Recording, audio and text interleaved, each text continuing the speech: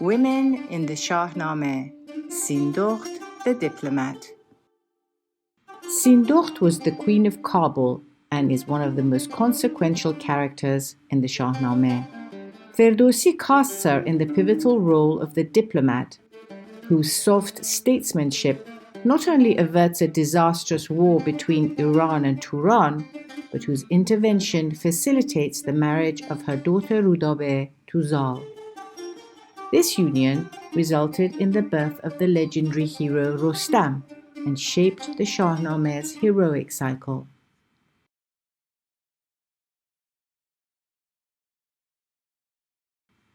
Sindokht was married to Mehrab, who was the ruler of Kabul and a vassal to the king of Iran, Manucher.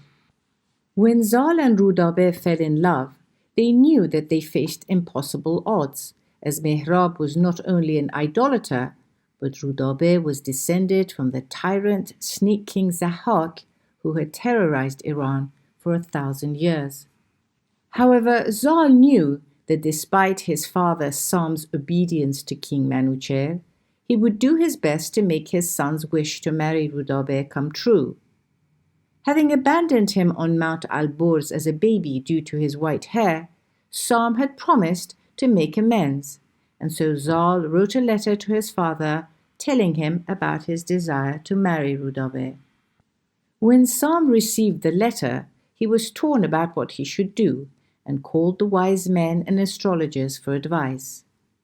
They assured him that the union would be auspicious and that their son, a mammoth-bodied man, would conquer the world with his sword and cleanse the earth of evil. Iran will trust in him and in his fame. Her champions will rejoice to hear his name. Throughout his life the monarchy will thrive. In times to come, his glory will survive. Before his name inscribed on every seal, Iran and Rum and India will kneel. Greatly encouraged, Sam sent a kind and hopeful message to his son. Zal immediately let Rudabeh know the good news, and she in reply dispatched a handmaiden with a robe and token rings to her beloved. But just as the handmaiden was leaving the palace, Sindokht saw her and became suspicious. Having questioned her and discovered the lover's intent to marry, she became distraught. She summoned Rudabeh and scolded her. There is an ancient enmity between the houses of Feridun and Zahak.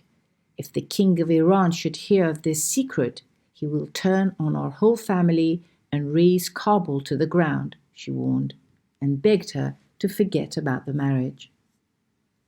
When Mehrab returned to the castle that night, he saw Sindokht crying distractedly, and he asked her the reason. When she told him that Rudabeh had fallen in love with Zal and would not listen to reason, Mehrab's face darkened and blood surged in his heart. Shuddering in fury, he leapt up and grasped his sword. Has Rudabeh no shame or sense that she would swear to things in secret, flinging our family's honor to the wind in this way? I shall spill her blood on the ground this very minute.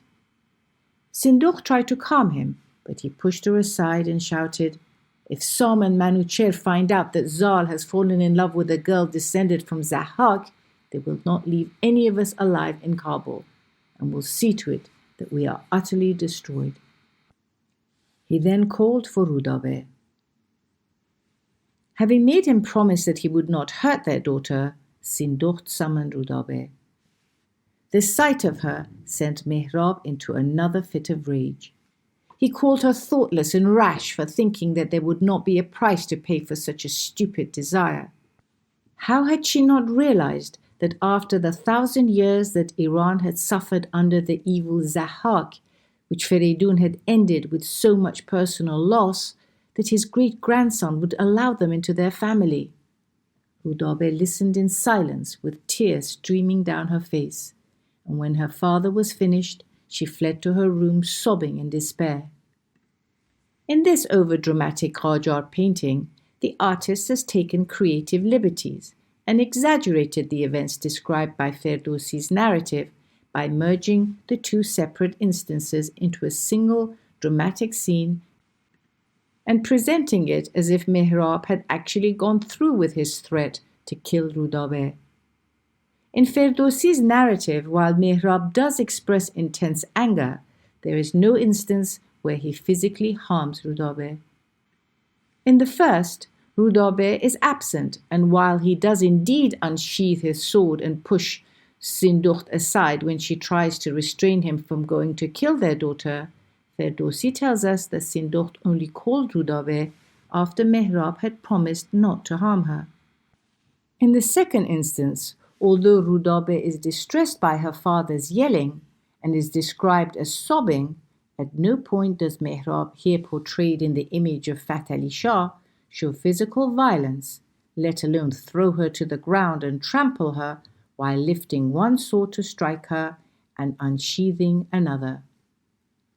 Meanwhile, news of Zal and Rudabeh's love had reached the Iranian king, and before Sam could ask for his consent to their marriage, Manucher ordered him to gather an army and burn Mehrab's castle and Kabul to the ground and destroy every descendant of Zahak.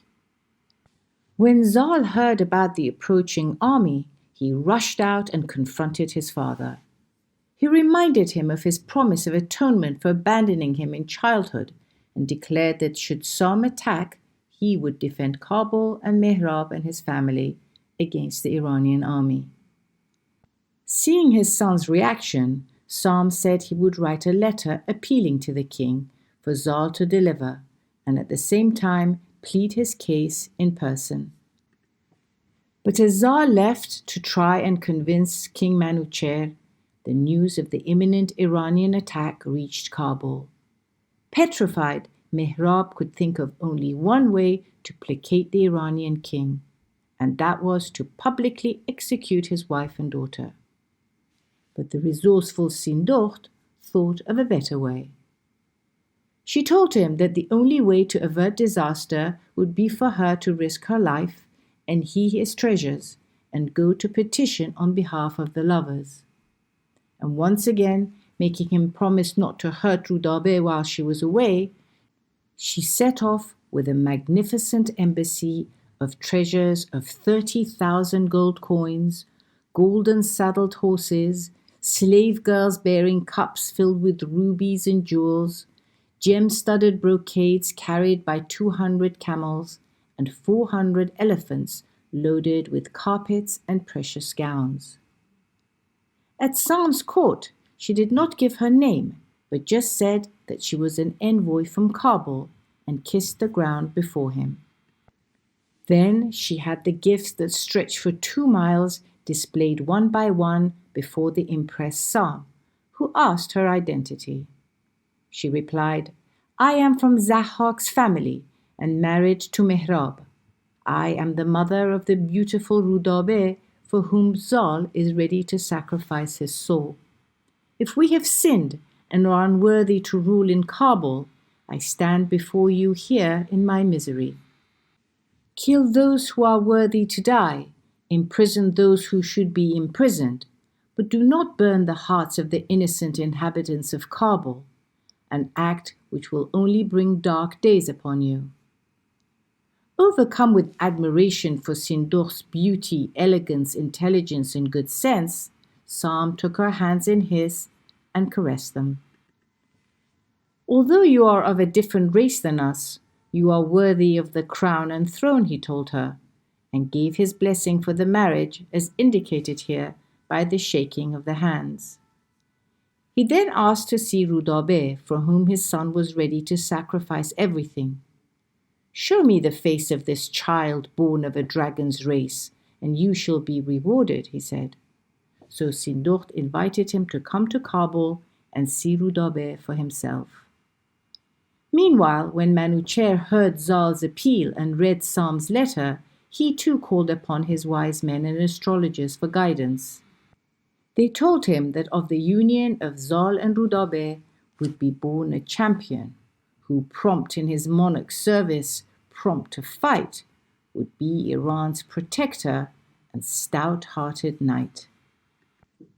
Having received Manucher's approval, Sam and Zal went to Kabul, where Sindokht came out to greet the Iranians with attendants carrying gifts, and Zal and Rudabeh were married. Our next video takes us to the story of Tahmineh, the wife of the hero of the Shahnameh Rustam and the mother of the tragic young warrior Sohrab.